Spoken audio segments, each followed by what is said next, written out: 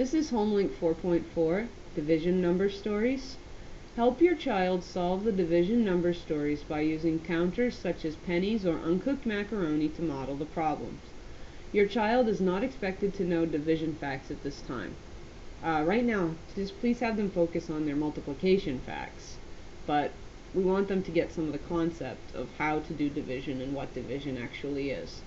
So the instructions are: use counters or draw pictures to show someone at home how you can use division to solve number stories.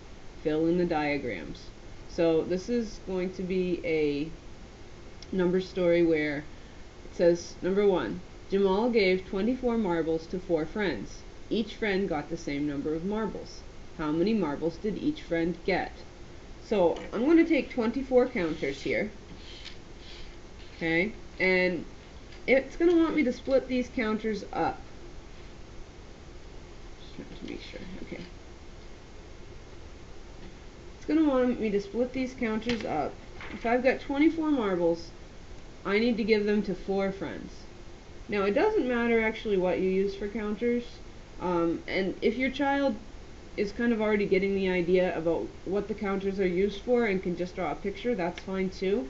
But to demonstrate how this works, I need to put these marbles into 4 groups. Okay, these are just letter tile counters, but I'm pretending they're marbles. I'm going to put them into 4 groups, and I need to have an equal number of marbles in each group. So I'm going to try to arrange an array that has an equal number in it, and I'm going to see what I come up with here for how many in should be in each group. Okay, so I had 24, and I put them into 4 groups. So this is friend 1, friend 2, friend 3, and friend 4. And my problem told me that each friend gets the same number, which is good because I don't have any left over. Okay, and I couldn't give any friend extra if I'm dividing. And so it looks like each friend is going to get 1, 2, 3, 4, 5, 6. And if I check that, yep, 3 and 3 is 6, 2, 4, 6, 1, 2, 3, 4, 5, 6. Yes. So, looks like, if I take a look at this, I have 4 friends, and I know that I had 24 marbles in all. Those are the 2 pieces I would fill in first. And how many marbles per friend? Well, 6. And so 6 marbles. And marbles is my unit. They've already filled that in for me, but that is going to be the unit. And how many marbles were left over? Well, I didn't have any marbles left over. So I'm going to write 0 there, because there were 0 marbles left over. Alright, let's try another one. For this one, Ellie had 29 cookies to put in 14 lunch bags. She put the same number in each bag. How many cookies did she put in each bag? Let's fill in the diagram first this time, so that we can see what numbers we're working with. So she had 29 cookies to put in 14 lunch bags. Be careful that you don't get confused between how many cookies per bag and how many cookies in all. The number that she had to begin with, before she splits it up, is how many cookies in all. So she had 29 cookies in all, and she has 14 lunch bags. So we're going to make 14 groups and see how many cookies are going to go into those lunch bags.